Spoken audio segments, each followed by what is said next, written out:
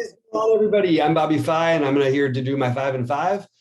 We've got the last day of February here. Hope everybody had a great weekend, and we're going to get right to it. Now, these 5 are going to be a little bit more popular than usually I go for. I don't usually go for the mega chalk, but I did want to, talk about some maybe off the board plays as we go. Starting off, Gabe Vincent's a kind of a tough fade right now. I understand that there's other value, and I understand that there's a path for him. What my suggestion is, if you feel like you have too chalky of a lineup, to try to mix in the other guards for Miami, because we know the heat check ability for all these guys. Max Struss, Robinson. I just feel like that one of those guys could end up taking more of that role and have Jimmy Butler as sort of the pseudo point guard.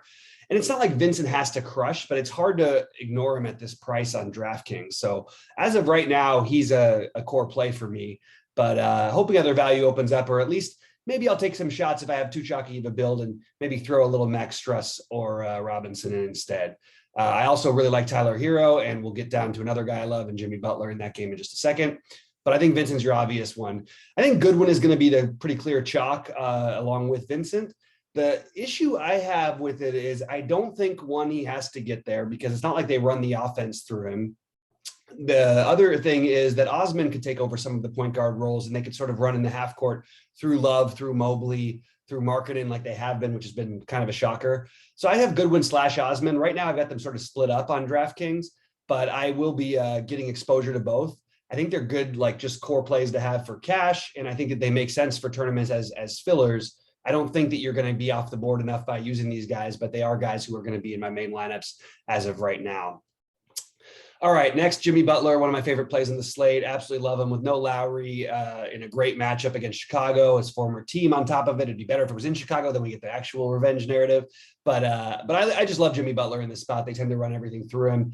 If you're not going to play Jimmy Butler, I would suggest getting some exposure to Tyler Hero, who's going to be very low owned. I mentioned it when I mentioned Vincent as well, but like, this guy can absolutely catch fire. This is a good matchup. This team is not the same defensively when they don't have Levine and Caruso. I know Desonmu's a good player, but I expect him to have his hands full with Jimmy Butler. Still not worried about Butler, but Tyler Hero would be an interesting pivot and a different way to build. Maybe if you were going to fade Vincent and Butler in a lineup, playing Tyler Hero would be a way that they couldn't get there, and he could, if he catches fire and maybe Jimmy Butler ends up with 40 fantasy points and Gabe Vincent ends up with 20, maybe it's because you got 40 out of Hero or something like that. So I do think that that's your interesting pivot there. I love the whole Toronto team when it's like this. We've had some really, really disappointing games. They've just got smashed twice in a row. And I've been sort of, touting these guys, and I still think that they're terrific plays. I hope people get scared of it. It's a good matchup, and you have absolutely, like, with no OG, like, you're going to have tight rotations. I like Siakam number 1, but I wanted to include Van Vliet in here, and you could include both these guys on FanDuel also. I just didn't have them in my top 5. But I do think trying to get exposure to Siakam and Van Vliet, probably in separate lineups, unless you're stacking that game, is a really good idea. I think Siakam is, again, my preferred option, but I love Van Vliet as well. Don't worry about the recent game logs. They've been very strange games, and you've had players in and out. You can include Scotty Barnes into the mix also. I'm curious how the starting lineup breaks, and maybe taking some shots on some of the other pieces. The problem is most of the other pieces are a front line that's pretty crowded, and it's kind of hard to you're kind of guessing rotations. But I do think those guys as tournament flyers in large field, 150 entry, GPP type stuff makes sense. But right now, Siakam and Van Vliet are my priority ones. Shai Gilgeous-Alexander is going to be really popular today, and I can make a case for fading him, but it's hard. He's got nearly a 40% usage rate with the current lineup that they're going to run out there. Trey Mann, I guess, is the guy you'd play if you weren't going to play him, and I think you could play them together, by the way. But also, it's a game that's fairly stackable. But I think that Shai is going to be so popular, I'm trying to find ways not to play him. One of those ways might be playing both DeJounte Murray and Ja Morant. I think that back and forth could easily, be 60 plus from both those guys. The problem is what do we really think Shai's downside is? Like 45 or 50 tonight, and his upside is 75 or 80. I don't know. It seems like a tough fade. I'm going to have him on both sites a pretty good amount, but I do like the idea of using the Ja Morant, DeJounte Murray plays. FanDuel, Brogdon, assuming that he plays the 3rd and 4 nights in a back-to-back, I do want to play him on DraftKings because he won't get much ownership. The problem is I don't know how much they're going to play him. The season is sort of over for them, kind of. they're playing 3 and 4 nights. I'm sort of expecting to hear this he's out news, but he's 5,800 on FanDuel. I'm not going to disregard that price. It's way too cheap for him. I expect him to be to get 40 here more than he gets 30. I really like Brogdon against Orlando. So playing Brogdon and some of these Orlando guys, you could run it back with Cole Anthony. I love Wendell Carter. Mo Bamba's hurt us a little bit, but I still feel like there's a ceiling there, especially in this kind of a matchup. So I'm going to mix those guys in on the opposite side of Brogdon here. And I could mention Brissett on DraftKings. On FanDuel, he's a little pricey for me, but I do think it's an interesting game to try to target, even though it's hard to find the plays that you really, really, really desperately want. Brogdon at 8,500, just too cheap.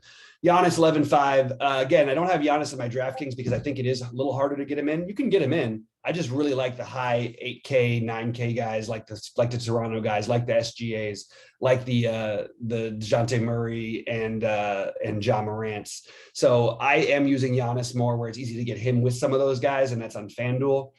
And I think he's a really strong play, going to be really popular. Nothing shocking there. If you want to do something a little different, I think playing Drew or Middleton is a really good idea. Holiday and Middleton both have a monster ceiling. They're at a reasonable price, and it's a great matchup against Charlotte. It's like, the absolute nut matchup. So I would want to get exposure to all those guys if I'm multi-entering.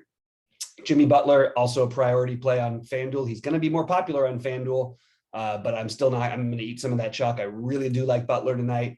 I think he has a strong night. He's not going to be in all my lineups or anything, so I'm not saying lock, but I just feel really good about him tonight against Chicago in a tough matchup, 1-2 seed, 1 versus 2 in the East. It's a really important game, and they have no Lowry. They're going to rely on Butler, so I love Butler tonight. Only way I feel like he doesn't get there is if one of these other guards gets crazy hot and makes like 8 threes. All right, SGA, we already talked about him. Same thing is true on FanDuel, awesome play. And then I wrote Murray and SGA. This should be Murray and it was just a mistake on my part. It should be Murray and Ja Morant.